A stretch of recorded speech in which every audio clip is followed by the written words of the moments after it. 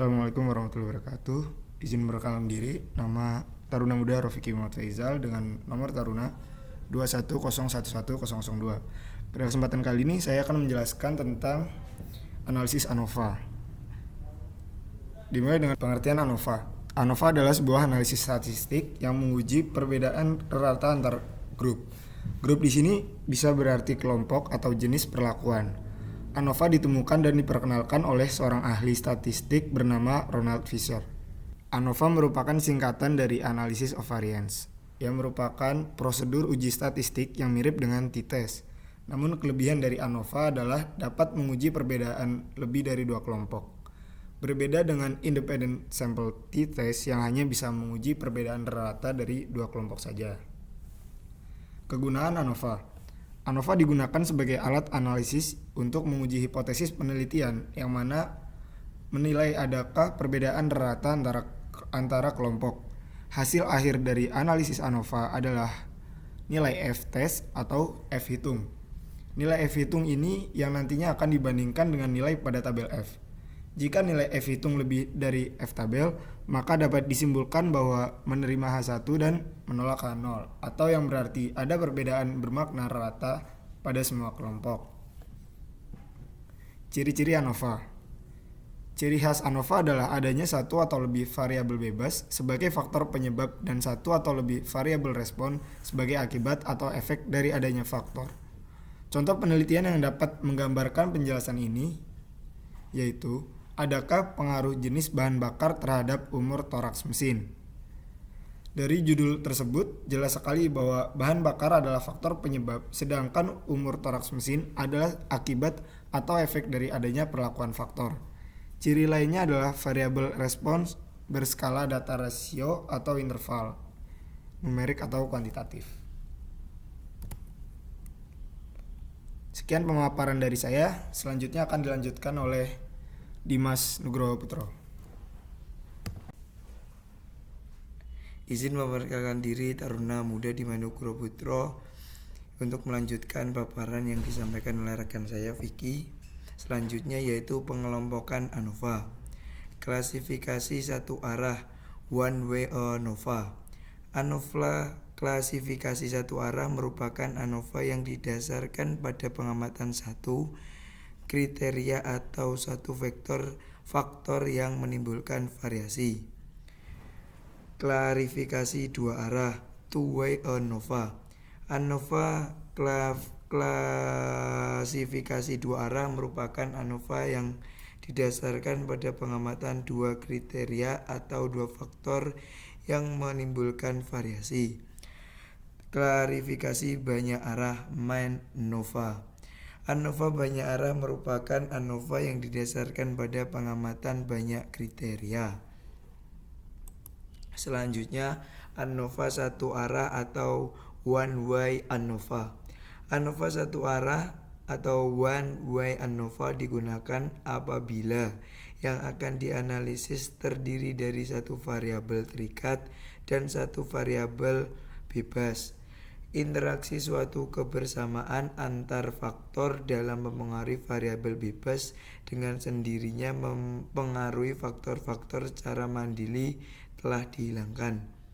Jika terdapat interaksi berarti efek faktor satu terhadap variabel terikat mempunyai garis yang tidak sejajar dengan efek faktor lain terdapat variabel terikat sejajar saling berpotongan, maka antara faktor tidak mempunyai interaksi. Ada tiga bagian pengukuran variabel pada variabel yang akan dianalisis dengan ANOVA, yaitu satu variabel antar kelompok, Baldwin treatment variable. Variabel antar kelompok adalah variasi mean kelompok sampel terhadap rata-rata total, sehingga variasi lebih terpengaruh oleh adanya perbedaan perlakuan antar kelompok atau jumlah kuadrat antar kelompok.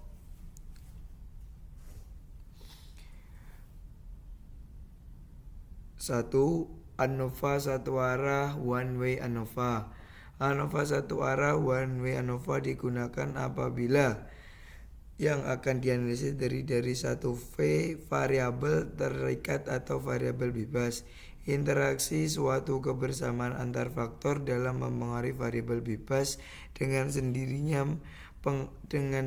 mempengaruhi faktor-faktor secara mandiri telah dihilangkan. Jika terdapat interaksi berarti efek faktor satu terhadap variabel terikat mempunyai garis yang tidak sejajar dengan efek faktor lain terhadap variabel terikat sejajar, saling berpotongan, maka antara faktor tidak mempunyai interaksi. Sekian pemaparan dari saya, selanjutnya akan disampaikan oleh rekan saya Lintang. Di sini saya akan melanjutkan presentasi PPT dari Dimas. Nomor 2 ada variabilitas dalam kelompok atau within treatments variability. Variability dalam kelompok adalah variasi yang ada dalam masing-masing kelompok. Banyaknya variasi akan tergantung pada banyaknya kelompok. Variasi tidak terpengaruh oleh perbedaan perlakuan antar kelompok atau jumlah kuadrat dalam JKD. Rumusnya adalah JKD sama dengan JK/SMK. Keterangan JK/SMK adalah jarak kuadrat simpangan masing-masing kelompok. 3. Jumlah kuadrat penyimpangan total atau total sum of squares. Jumlah kuadrat penyimpangan total adalah jumlah kuadrat selisih antar skor individual dengan min totalnya atau JKT. Rumusnya adalah sebagai berikut. Atau dapat dihitung JKT sama dengan JKA plus JKD. Prosedur uji coba ANOVA satu arah. 1. Menentukan hipotesis HO dan H1. HO banding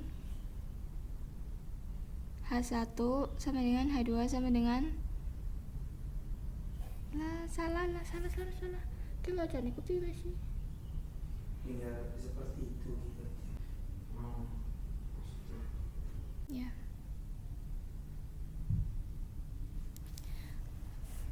Prosedur uji coba ANOVA satu arah. 1. Menentukan hipotesis HO dan H1, yaitu artinya semua rata-rata min populasi adalah sama, tidak ada efek faktor terhadap variabel respon. H1 tidak semua, yaitu artinya minimal satu rata-rata populasi berbeda, yang lainnya sama. Ada efek atau pengaruh faktor terhadap variabel respon, tidak berarti bahwa semua populasi berbeda. 2. Menentukan tingkat signifikasi. 3. Menentukan derajat kebebasan. 4. Menganalisis dan menentukan F hitung dan F tabel. Berikut rumusnya. Yang kelima ada menentukan daerah kritis. Dan keenam, menentukan kriteria pengujian. HO diterima jika F hitung lebih kecil sama dengan F tabel. HA diterima jika F hitung lebih besar dari F tabel. Untuk menentukan HO atau HA diterima, maka ketentuan yang harus diikuti adalah A. Bila F hitung sama atau lebih kecil dari F tabel, maka HO diterima dan HA ditolak. B. F hitung lebih besar dari F tabel, maka HO ditolak dan HA diterima. Yang ketujuh ada keputusan, dan 8 pasca ANOVA jika ada, dan kesembilan ada kesimpulan. Perkenalkan, nama saya Muhammad Ibrahim Sugianto, absen 16. Saya di sini akan melanjutkan paparan dari Saudara Lintang. Saya akan melanjutkan proses analisis dan menentukan F hitung dan F tabel. Pada langkah keempat dapat dilakukan dengan langkah-langkah sebagai berikut. 1. Menghitung jumlah kuadrat. A. Jumlah kuadrat antar kelompok. B. Jumlah kuadrat dalam. C. Jumlah kuadrat penyimpang total. 2. Mencari derajat kebebasan atau degree of freedom. Cara mencari derajat kebebasan dalam ANOVA sesuai dengan variabilitas yang ada yaitu sebagai berikut. A. DF untuk JKT. Rumus DF JKT sama dengan N-1. B. DF atau derajat kebebasan untuk JKTD. Rumus DF JKT sama dengan sigma kurung buka N-1 kurung tutup, yaitu jumlah dari DF masing-masing jumlah kuadrat per kelompok, atau dengan menggunakan rumus DF JKTD sama dengan N min K. C. DF untuk JKA. Rumus DF JKA sama dengan K min 1, di mana K adalah jumlah kelompok yang ada. Hal ini disebabkan karena DF terkait dengan banyaknya kelompok yang ada. 3. Mencari varian antar kelompok dan varian dalam kelompok. Varian antar kelompok dan varian kelompok sering juga disebut rata-rata jumlah kuadrat atau mean square, atau lebih populer disingkat dengan MS atau RK, rata-rata kuadrat. RK dapat dihitung dengan menggunakan rumus sebagai berikut yang sudah ada di slide. 4. Menghitung besarnya F hitung. F sama dengan RKA bagi RKAD. 5. Membaca F tabel. Setelah mendapatkan F hitung, maka akan dibandingkan dengan F tabel. Untuk melihat F tabel diperlukan alfa dan DF. DF yang diperlukan adalah DF jika JKA dan DF JKD. Cara melihat tabel adalah DF JKA sebagai pembilang kolom atas dari kiri ke A kanan, sedangkan DF JKD sebagai penyebut kolom kiri dari atas ke bawah. Perpotongan DF JKA dan DF JKD merupakan titik kritis penerimaan hipotesis 0. Analisis setelah ANOVA atau post hoc. Analisis setelah ANOVA dilakukan apabila hipotesis 0 ditolak. Fungsi analisis setelah ANOVA adalah untuk mencari kelompok mana yang berbeda. Hal ini ditunjukkan oleh F hitung yang merupakan adanya perbedaan. Apabila F hitung menunjukkan tidak ada perbedaan, tentu analisis sesudah ANOVA tidak perlu dilakukan. Ada beberapa teknik analisis yang dapat digunakan untuk melakukan analisis sesudah ANOVA, antara lain Turkish, HDS, Bonfer, Roin, dan lain-lain. Yang populer dan sering digunakan adalah Turkish HDS. Sekian paparan dari saya, dan untuk selanjutnya akan dipaparkan oleh Saudara Rahmadian. Saya akan melanjutkan presentasi selanjutnya. Sebelumnya, perkenalkan, nama saya Rahmadian Prawitasiwi, nomor taruna 210111022. Ada beberapa teknik analisis yang dapat digunakan untuk melakukan analisis sesudah ANOVA, antara lain Turkey HSD, Bonferroni, Sidak, CV, Duncan, dan lain-lain. Yang populer dan sering digunakan adalah Turkey HSD. Proses penghitungannya adalah sebagai berikut. Rumus menghitung Turkey HSD adalah Q akar RKD per N. Keterangannya, N adalah banyaknya simpel per kelompok. Q adalah the Suddenty range statistic. K adalah banyaknya kelompok. DF sama dengan N min K. Mencari perbedaan rata-rata antar kelompok. Menghitung rata-rata masing-masing kelompok. Selanjutnya, membandingkan perbedaan rata-rata antar kelompok dengan nilai HSD. Bila perbedaan rata-rata lebih besar dari nilai HSD, berarti ada perbedaan yang signifikan. Tetapi, bila lebih kecil dari nilai HSD, maka tidak ada perbedaan yang signifikan.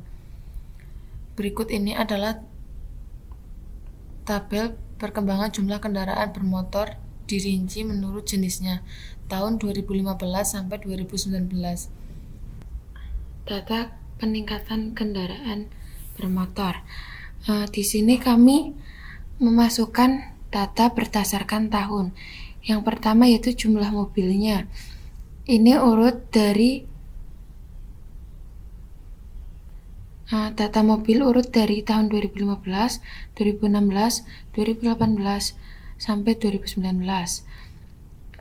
Sampai situ kita lalu mengkombinasikan grup. Yang pertama ini mobil juga urut dari tahun 2015 sampai 2019, bus dari tahun 2015 sampai 2019, truk dari tahun 2015 sampai 2019, dan sepeda motor juga dari tahun 2015 sampai 2019. Lalu di sini kami akan mencari nilai minimum, median, rata-rata, dan nilai maksimum. Nilai minimum pada mobil yaitu terjadi pada tahun 2015. Lalu nilai minimum pada bus pada tahun 2015 juga. Nilai minimum pada truk terjadi pada tahun 2015 dan nilai minimum pada sepeda motor tahun 2015. Jadi bisa disimpulkan bahwa nilai minimum setiap kendaraan, jumlah kendaraan terjadi pada tahun 2015. Lalu nilai median. Nilai median pada mobil terjadi pada tahun 2017. Nilai tengah pada bus terjadi pada tahun 2017. Nilai tengah pada truk terjadi pada tahun 2017 dan juga nilai median pada sepeda motor terjadi pada tahun 2017. Jadi, nilai tengah yang terjadi pada kendaraan mobil, bus, truk, dan sepeda motor semuanya terjadi pada tahun 2017. Selanjutnya, untuk nilai rata-rata. Nilai rata-rata untuk mobil yaitu 13.967.700. Nilai rata-rata untuk bus yaitu 213.724. Nilai rata-rata untuk truk yaitu 4.566.526 kendaraan. Selanjutnya nilai rata-rata untuk sepeda motor yaitu sebesar 100.563.555 kendaraan. Untuk nilai maksimal yaitu semuanya terjadi pada tahun 2019 dari mobil sampai sepeda motor. Selanjutnya kita akan membuat sebuah urutan jumlah dari awal sampai akhir sampai 20 data. Selanjutnya kita akan menguji ANOVA yang menggunakan rumus ANOVA tanda panah ke kiri AOF valus INT data sama dengan staket grup. Staket grup ini diambil dari yang ini, yang tabel lurus. Dihasilkan data seperti ini, uji ANOVA-nya. Terima kasih. Sekian paparan dari saya, Windy Kules Malumairi. Wassalamualaikum warahmatullahi wabarakatuh.